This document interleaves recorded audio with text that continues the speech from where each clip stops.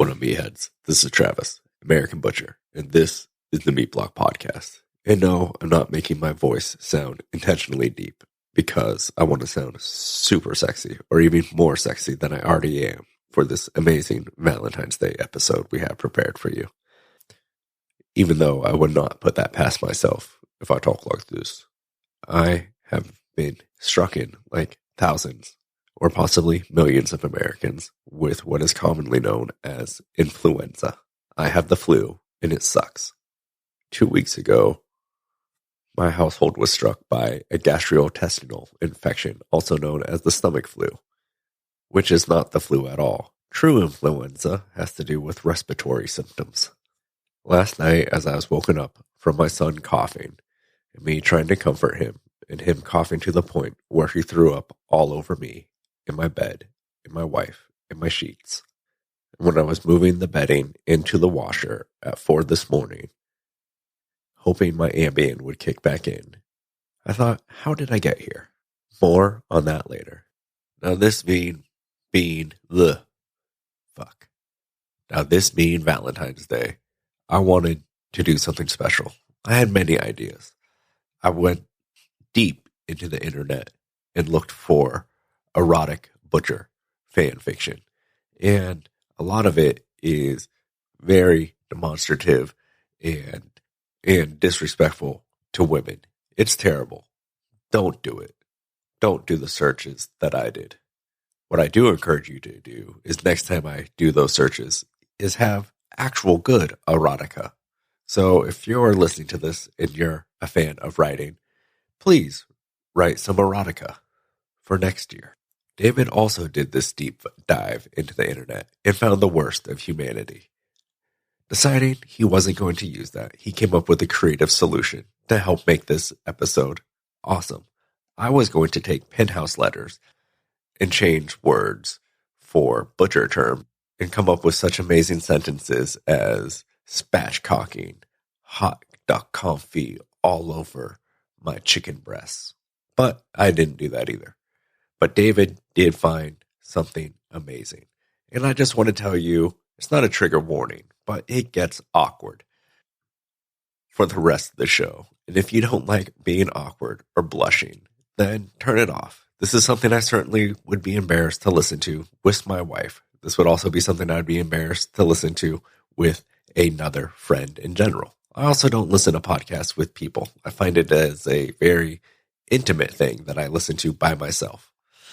Now, pour yourself a glass of wine, relax, start a bubble bath, because the drought's about to be over. Here's David. Good cutting enhances the quality of good meat. In his way, the meat cutter is an artist. Poor cutting results in an inferior piece of meat, regardless of quality.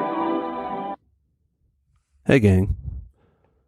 In preparation for Valentine's Day here at the Meat Block, I really wanted to think outside the heart-shaped ribeye box.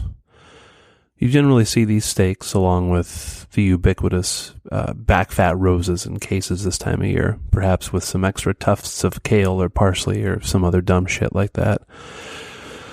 You know, many artisanal shops are usually selling provision boxes or bundles, something of that sort, picnic baskets, kits for a perfect date. Maybe some fine cheeses, some in-house charcuterie, a steak, some fixins, some blue cheese butter or something, and a bottle of Malbec. Yada, yada, you know the drill. We've all been peddling those around this time of year. I remember when I worked at a small shop in Seattle, about a quarter of my job was actually cutting meat. The other 75% was primarily cleaning or talking to customers, I'd say. And many respectful but flirtatious engagements and relationships of different magnitudes developed from this time spent interacting. Hell, my great pal Mac met his lady partner while he was behind the block, and they've since moved across the country together. But what about those of us who aren't in the spotlight behind counters in major metropolitan areas, all tarted up with sick haircuts, leather aprons, vintage knives, and tats of your favorite doom metal band? What about those of us who toil the hours away in cold rooms with no sunlight, fluorescence, concrete, and long hours with no one new ever to talk to, really. Most of my coworkers are divorced or unhappily partnered and spend their time, when they're not working, taking care of their kids. I tried finding butchery or food processing specific meetup groups or, romantic meetup groups on the internet to bring to this particular episode. But what I ran into sounded more like groups that would attend a party at Robert and David Picton's Piggy Palace, Good Time Society. For those of you who don't know what I'm talking about, take a listen to our Halloween episode from 2017. It involves, bondage, murder, rape, and feeding prostitutes to pigs. Seems to be a lot of really dark shit out there when it comes to food processing, erotica. So, what's a lonely meathead to do? I was looking at some Valentine's Day material, and one suggestion to get lonely people in the mood for romance was to fill out some adult Mad Libs. I thought, hot damn, this sounds fun. And that maybe all you guys and gals would enjoy hearing some steamy stories as well. I asked some plant employees for some industry-related verbs, nouns, and adjectives, and then found a fan-created archive of sexy Mad Libs. Hopefully this will get your auger turning, if you know what I mean. So the first one that I found was called The Seduction, written by Anonymous. And let's see. For this one, we need two parts of body. So let's use rump and flat iron. Now let's see. Let's do rump and rib roast. And then adjective, how about gristly? Sound. I want to sound. For the sound blank, let's use ambient equipment noise. For verb ending in ing, we'll use boning. Then need two more adjectives. We could use salty and fatty. For a verb, we can use stuff. For another word for small, we could use petite. They need a couple more adjectives. We can use tough and briny. Plural noun, carcasses, body part, shanks. Verb, cure, verb ending in ing, hanging. Past tense verb, skinned. Adverb, safely. Noun, tendon, and body part, hoof. Okay, let's see how, let's let it populate our answers and see how it comes out. Okay, The Seduction, with the words that we inputted from my great coworkers. Samantha's full lips started to tremble as she pressed them against Jake's sensual rump. Feeling her desire, his tongue began tracing them delicately, whetting her appetite. Samantha responded by reaching down to feel his rib roast. Her exciting touch shook his spine as he realized that his grisly dreams were about to transcend into a satiated reality. The thrill of the moment closed his eyes and sent shivers through his body as he let out a big ambient equipment noise, tilting his head backwards. The undulating movement through his body pushed his erection harder into her hand.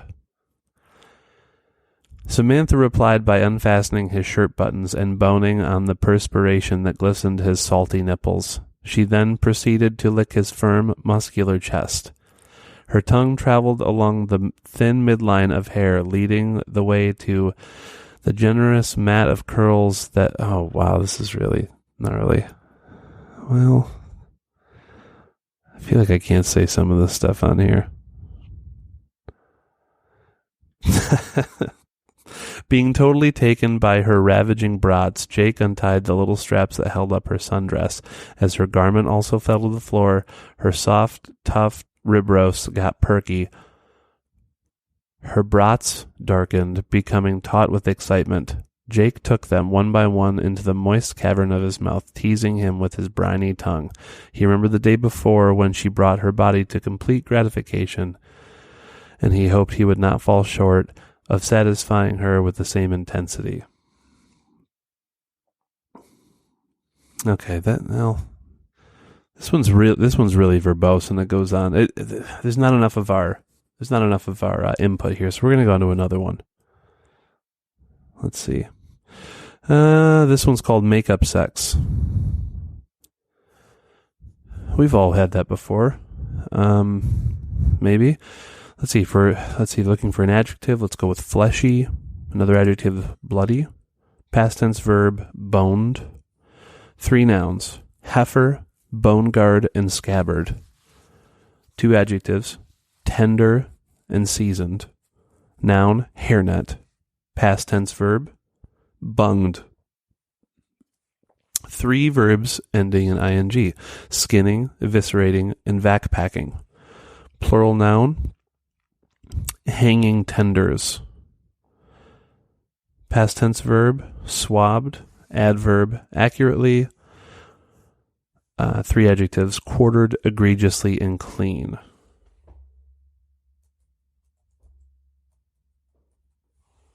Let's see how this one turns out. Maybe this one will be a little better.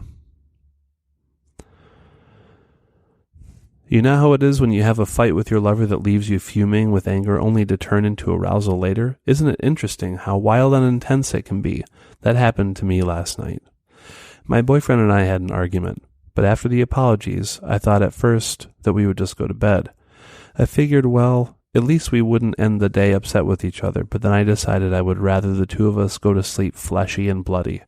So I boned my heifer and cleaned his bone guard until it was rock hard, and then I rinsed him off and gave him a scabbard that left him tender and seasoned. I always love it when he returns the favor. I laid on my back and spread my hairnet wide for him. He didn't waste any time as he bunged right in, skinning and eviscerating until my body quivered and my honey flowed beyond control. We did it in all of our favorite positions, ranging from me vac packing him while he pulled on my sensitive hanging tender to my legs on his shoulders, while he swabbed it hard to my favorite position. I love this one the most because my boyfriend always gives it to me accurately and fast, like it will be the last time he'll ever get this quartered peach. Of course, everything was intensified because we were both still a little egregious. As always, we both left very clean and satisfied. That was a pretty good one. That was pretty good. Okay, here's the last one.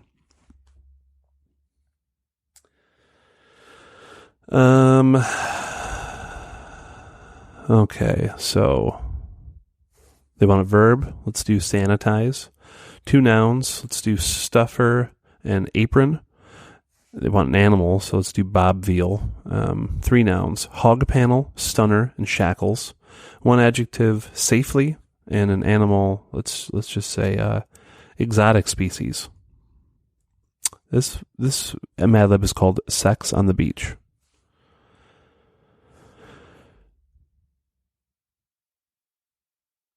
She sanitized my stuffer and led me down where we proceeded to fondle and touch each other's aprons, and soon she was caressing my bob veal, and I was stuffing my hog panel in her tight stunner. Soon her mouth was on my shackle. Oh man, this is too net. Okay. I said these were fan fiction, and there's not a lot of punctuation and maybe literacy going on here. You guys get the point. You know, there's all kinds of sexy, fun Mad Libs out there that we can just insert different industry specific terms into, and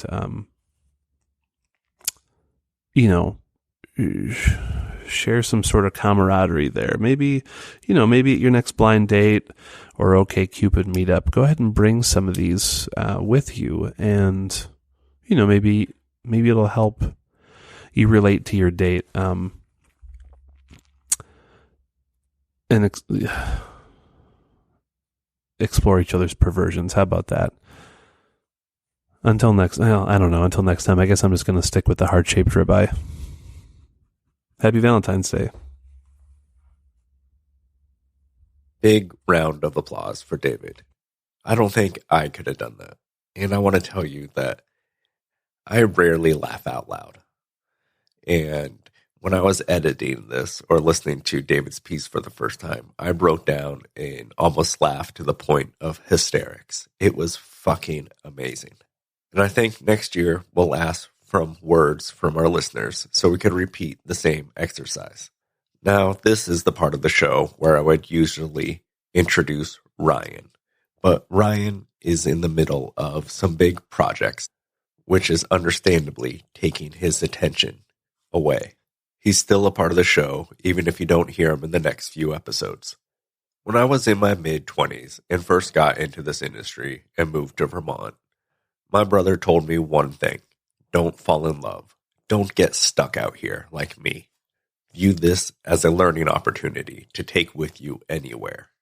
I was working 14 hours a day and not really speaking to many women. And most of the men that I worked with assumed I was a homosexual because I was relatively polite. And the women I worked with thought I was quite the catch because I had all my teeth and no children.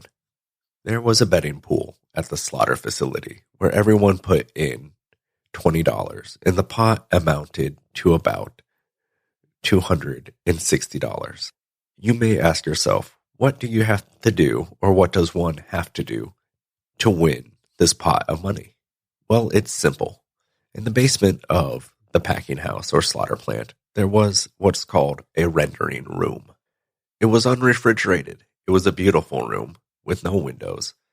Besides the windows on the door leading to the hallway, the lighting of this room was exceptionally bad, almost like it was done intentionally to scare the shit out of you. Let's talk about numbers. A weekly operation. Monday, 160 pigs. Tuesday, 40 head of beef. Wednesday, 40 head of beef. Thursday, 200 lambs. Friday, 30 beef, 1,500 chickens. Unusable byproduct by plant. Hooves, viscera, skull, hair, feathers. Processing waste from the cutting room, such as bones, chines, things of that nature. All this would go into giant bins that would be collected once a week by the rendering company. We would run out of space in the bin sometimes, and we would send the new guy down there with a piece of rebar to pop the guts to make the air escape, to create more room so we could dump more guts on top of it. We had a maintenance worker pass out down there because of the fumes of cleaning agents mixed with the natural fumes of decay and decomposition. There was no vent fan, and it was always humid. One summer, I was down there, and I thought that they got carpet because the floor felt unique underneath my boots. It had give, which it usually did not have. I looked down and realized that I was standing on about 3 inches of maggots. The USDA, unconvinced with this being a harvesting operation that the maggots were going to be future feed for chickens, bullshit by the way, would make us clean the room every 6 months to the best of our abilities every time the frontline supervisor would come around. The inspector would say, "Travis, it looks like the room is getting curtains again." This being all the flies blocking out the light from the window in the doorway. Every day we harvested beef, we would go down there and salt the hides. And this is where the pot came in. When you salt hides, you have a mixture of coarse salt and fine salt. Throw it on the flesh end, then fold it in a perfect square, alternating and rotating until they're about 4 feet high. All this being done on a pallet. You used to be able to get around $30 a hide, and they would count them by the stacked edges, so you had to have your hides perfectly stacked for the counting process. Now, one of these times, someone mentioned how they would like to see someone fuck on this bed of hides. Or if it would be funny if someone did that. I don't know if it was a voyeuristic aspect that this person was into, but the seed was planted. Another coworker jumped in and said, "I'd pay $20 to the person that did that," and so on and so forth. Word quickly spread throughout the processing plant, and by the end of the week, I think the pot was up to $260. Some time went by, and then that was just a staple of the plant. Here's the bathroom, here's the slaughter floor, here's the rendering room. If you fuck someone in there, you get to split $260 with somebody. Here's the chicken room. Here's the vending machines. Friday was poultry day, and one of the few days where we had an abundance of women at the plant. As we were waiting for birds to get down to temperature, and the 8 hours of slaughter is about to roll into 4 hours of processing, where I would be the chicken hook guy, I guess is the best way to describe it. We'd empty out a slush bin, throw in a lamb hook, hook the carcass through the cavity, not through the meat, just to get it out of the bin, and then grab it and put it in a bag. Music is playing, everyone's having a good time, and it's the beginning of winter. When you're rolling on your 11th hour of work, your guard is pretty down.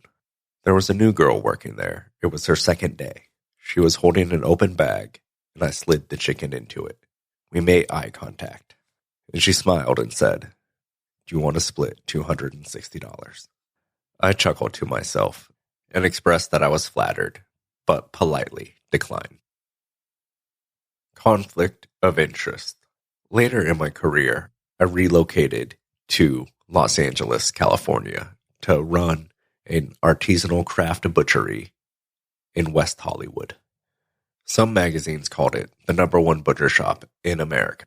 And to be honest, I knew working here would be good resume material.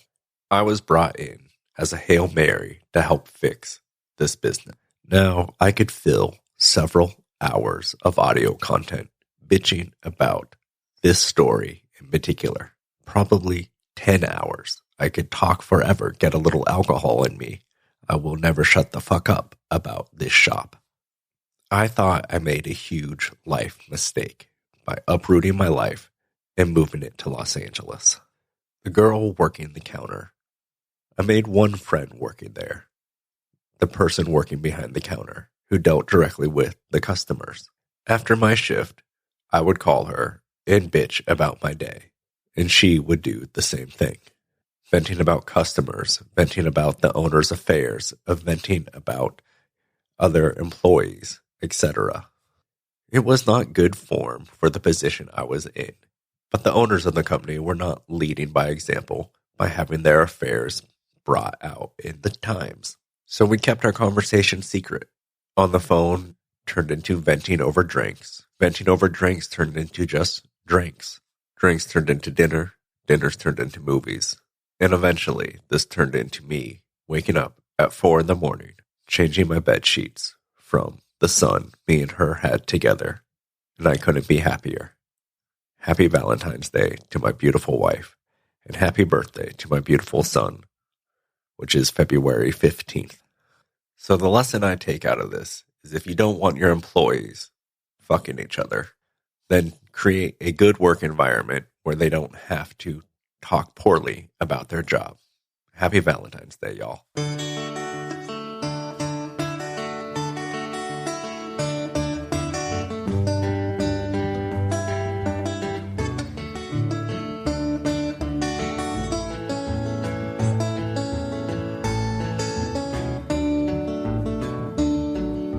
She don't like her eggs all runny. She thinks that crossing her legs is funny. She looks down her nose at money. She gets it on like the Easter bunny. She's my baby, I'm her honey. I'm never gonna let her go. Well, he ain't got laid in a month of Sundays. I caught him once and he was sniffing my undies. He ain't real sharp, but he gets things done. Drinks his beer like it's oxygen. But he's my baby and I'm his honey. I'm never gonna let him go. All right, that's going to do it for this week's episode of the Meat Block Podcast. Thanks for bearing with my terrible voice. And thanks for David for reading that awesome erotica. It was awkward, and if you're listening to this, I hope you listen to it with 94-year-old Catholic grandma. If you want to get a hold of us here at The Meat Block, the best way to do that is email themeatblockpodcast@gmail.com. Tweet us, The Meat Block Pod, or Instagram at The Meat Block. If you want to get a hold of David, he is at A Farm Butcher on Instagram. Ryan is at Gather and Break on Instagram, and I am at A Farm Butcher on Instagram and Facebook. And if you're looking for a way to support the show, the best way to do that, honestly, is open up the Apple Podcast app, type in The Meat Block, and leave a 5-star review along with a comment. Just like Matt Lever, Meat Monger, Have Meat Will Travel, or tag us on social media using the Meat Block or hashtag the Meat Block.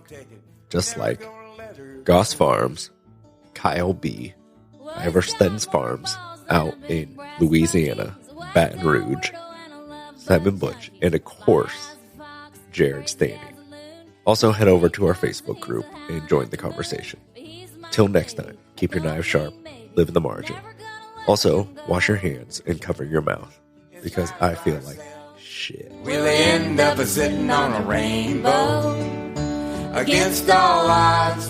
Honey, we're the big door prize. Oh, we're gonna spike our noses right off of our faces. There won't be nothing but big old hearts dancing in our eyes. There won't be nothing but big old hearts dancing in our eyes. In spite of ourselves.